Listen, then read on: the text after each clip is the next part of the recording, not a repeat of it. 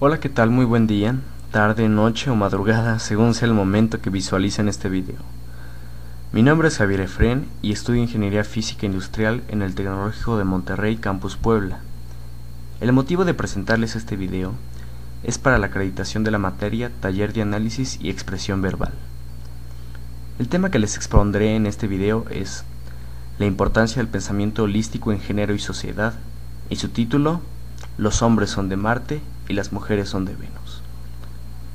El objetivo de exponerles este tema es analizar las partes que integran al pensamiento holístico como un medio para entender la diferencia entre géneros y poder explicar un panorama social con fin de despertar la conciencia. Muchos se preguntarán, ¿qué demonios es el pensamiento holístico? ¿A qué se refiere? Para poder explicarlo mejor, tendré que empezar platicándoles sobre el concepto de dualidad. Dualidad proviene del latín dualitas, el cual se refiere a la reunión o coexistencia de dos caracteres distintos en un mismo ser o unidad. Un símbolo que la mayoría reconoce es este, el yin y el yang. Como muchos intuyen, es el símbolo más representativo del concepto de dualidad. La filosofía oriental del Tao nos dice que el yin y el yang es un símbolo dinámico, muestra la continua interacción de dos energías y su equilibrio. Es un símbolo de armonía. Este símbolo debe reflejar igualdad, pues sin el yin no podría existir el yang, y viceversa. Y sin la interacción de ambos no se genera vida. Imagino que todos alguna vez lo hemos visto. Podemos apreciar su forma, sus colores, cómo los elementos dentro del símbolo se oponen uno al otro, pero de igual manera son complementarios. Este símbolo se originó en China en una época muy remota. Se dice que en aquel tiempo los monjes salían de su hogar justo en el momento del amanecer y observaban una montaña a lo lejos. Ellos se podían percatar cómo la luz del sol que iba saliendo iluminaba la mitad de la montaña, mientras que la oscuridad se mantenía prominente del otro lado de la montaña. Al pasar el día, los monjes pudieron percatarse de que al momento del atardecer, los lados de la montaña donde había luz y oscuridad se habían invertido. Entonces el yin, originariamente, era el nombre del lado frío de la montaña, aquel que mira al norte. Al contrario, yang era el nombre de aquel más cálido, dirigido hacia el sur. Yin es el lado oscuro, la noche y lo femenino. Yang, el lado cálido, la luz y lo masculino. Ahora hemos llegado a un punto de la filosofía en el cual decimos que el hombre y la mujer son opuestos y se complementan al igual que el yin-yang. Estos mismos aspectos filosóficos pueden ser reflejo de un microuniverso existente dentro del todo, y para comprender ello entraremos en forma al tema hablándoles del cerebro. El cerebro básicamente se puede dividir en tres partes: el hemisferio derecho, el hemisferio izquierdo y el cuerpo calloso, el cual une a los dos hemisferios. Para comprender su funcionamiento es necesario ir a un poco de historia. En 1836 había un médico llamado Mark Dax. Había atendido a muchos pacientes los cuales tenían afasia, es decir, la pérdida de la palabra, del habla. Este médico pudo observar que en más de 40 pacientes que presentaban afasia tenían lesiones en el hemisferio izquierdo del cerebro, con lo cual él pudo concluir: cada mitad del cerebro controla diferentes funciones. El habla está controlada por la mitad izquierda. Y así como en este evento y muchos otros, los investigadores y médicos han descubierto que las dos partes del cerebro tienen alguna especialización. El hemisferio izquierdo está relacionada con la parte derecha del cuerpo y el hemisferio derecho está relacionada con la parte izquierda del cuerpo. Ahora podemos entender que si la mayoría de las personas son diestras es porque utilizan su hemisferio izquierdo de manera más prominente. El hemisferio izquierdo, el que normalmente es el que tiene el lenguaje, es el responsable de sistemas como las ciencias, matemáticas y la lógica. El hemisferio derecho tiene más que ver con cosas como la orientación espacial, el reconocimiento de rostros, la imagen corporal, sentimientos, filosofía, religión, creatividad, toma de riesgos, y también gobierna nuestra capacidad de apreciar el arte y la música. Ahora bien, podemos sintetizar esto y decir que el hemisferio izquierdo se concentra en objetivos más tangibles, objetivos más racionales, mientras que el hemisferio derecho se canaliza en lo intangible, lo intuitivo, lo que no se puede ver.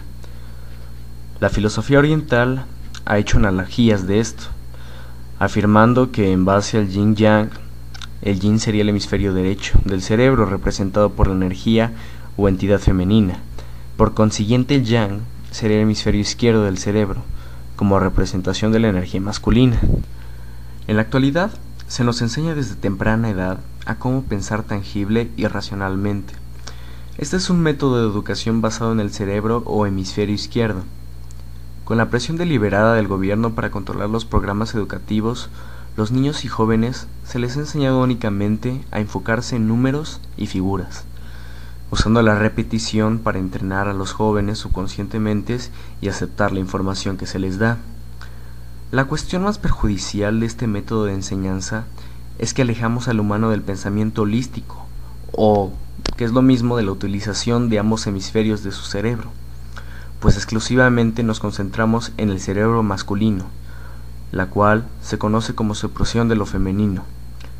En el antiguo Egipto, la mujer era quien heredaba el trono. Quien se convertía en faraón era el hombre que ella eligiera. Ahora esta imagen ha sido destruida para estar ahora en una sociedad patriarcal dominada por el hombre. Al suprimir el aspecto femenino de la sociedad, forzando a la gente a pensar solo con el cerebro masculino, el sentido natural de pertenencia del humano como ser terrenal y cósmico se perdió. Con lo anterior explicado, podemos observar estas pequeñas situaciones en las que la mujer es discriminada y se nota la ausencia del pensamiento holístico. El típico caso de un padre aceptándole varias novias a su hijo en corto tiempo, viendo el hecho como algo positivo, reflejo de su masculinidad. Pero si una mujer llevase varios novios en poco tiempo a su hogar, se pudiera considerar como algo denigrante. A mi sentir, el hombre es un ser involucionado. Es un ser que en su propia naturaleza trae una tendencia al estancamiento. El libro El cerebro femenino de Louann Brissendin da a conocer el proceso en que un bebé se forma como mujer, y al momento de la selección de sexo ocurren grandes cambios. Cito textualmente: todo cerebro empieza como cerebro femenino. Solo se vuelve masculino 8 semanas después de la concepción, cuando el exceso de testosterona disminuye el centro de comunicación, reduce el córtex de la audición y hace 2 veces mayor la parte del cerebro que procesa el sexo. El centro de la comunicación se refiere, al cuerpo calloso que une a los 2 hemisferios, es decir, que cuando la naturaleza determina el sexo del nuevo individuo, si es niño, este sufre un proceso de involución, donde la comunicación de su cerebro es reducida, haciéndole más difícil el desarrollo de su potencial. Además, que va a oír con menor eficacia y estará más inclinado a una actitud sexual. Ahora ya sabemos la razón científica del dicho por qué el hombre siempre piensa en sexo. A mi sentir, la mujer ama con mayor conciencia que el hombre. La mujer, al poder tener un cuerpo calloso que comunica mejor su cerebro, es más consciente. Es más consciente de sus acciones y más compleja en su toma de decisiones. Según el doctor y médico Eduardo Calixto, en un video de Neurobiología del Amor, nos explica que la mujer tiene una mayor conexión en su cerebro, además que puede conservar la dopamina, la cual es una hormona que permite el concepto de amor, la sensación en el cuerpo. Pero ¿quién mejor para explicarlo que el mismísimo doctor? Veamos un fragmento de su video. Y entonces pasamos al aspecto bioquímico. La hormona del amor o el neurotransmisor del amor que se le ha categorizado es la dopamina. Así es. Y la dopamina es ese neurotransmisor que nos está haciendo constantemente este proceso. Pero después de la dopamina viene oxitocina y viene vasopresina, que son dos hormonas que sin ellas el procesamiento del enamoramiento cae. Y después de esta dopamina que va siendo cada vez más gradual, después de 3 años la dopamina se cae.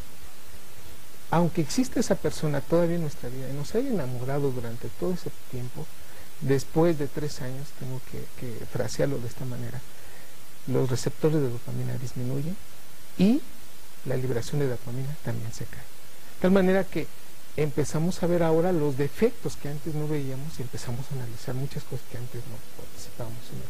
Bueno, la liberación de dopamina es todavía más rápida en la mujer que en el hombre. Por eso la intensidad amorosa es todavía más vívida en la mujer que en el hombre. Pero entonces quiere decir que la mujer se desenamora antes.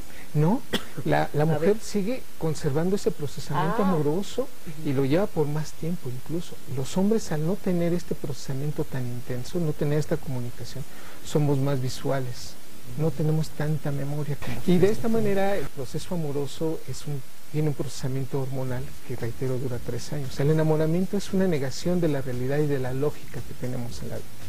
Después de este enamoramiento, que son 3 años, pasamos al amor verdadero, que va a perdurar toda la vida y que la mujer tiene la cualidad tanto neurobiológica como física como psicológica para que este proceso de enamoramiento perdure por más tiempo. Por último, me atrevo a decir que vivir en una ideología de amor nos hace evolucionar.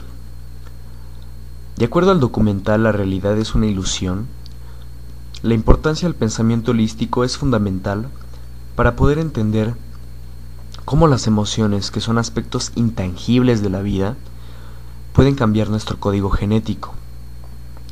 Y pues si uno modifica su genética, de alguna manera está evolucionando. Veamos el video donde el Dr. Gregg Braden lo explica. So the intangible parts of our existence, such as emotions, are part of the true reality of higher consciousness. If emotions are part of a realm that we cannot experience with our 5 senses, then how is it that we are all aware of our emotions? What most people believe to be emotions are not truly the emotion itself. What we are experiencing is the physical manifestation of these emotions. Just as music from the radio is a physical manifestation of an intangible signal, our experience of emotion is the physical manifestation of an intangible signal as well. It has been shown that our emotions have a vibratory frequency to them. Furthermore, there are only 2 emotions that humankind experiences: fear and love. All other emotions branch either directly or indirectly from these 2 emotions. Fear has a long and slow frequency vibration to it, while love has a very rapid and high frequency. To show that vibration is the very foundation of existence, Hans Jene developed what is known as cymatics in the 1940s to show that when vibrations of sound are passed through a form of media, there is a set pattern that will follow. When the frequency increases, the media develops into a more complex pattern. There are 64 possible codes of amino acids in our DNA structure made from 4 elements: carbon, oxygen, hydrogen, and nitrogen. And of these 64 possibilities, it appears that only 20 of these codes are turned on right now for us, the 20 amino acids. There is a switch that turns off and turns on where those coding sites lie, and that the switch for that turning off and turning on is what we call emotion. Well, fear is a long, slow wave of emotion. So this wave of fear is a long, slow wave and touches relatively few sites on this DNA.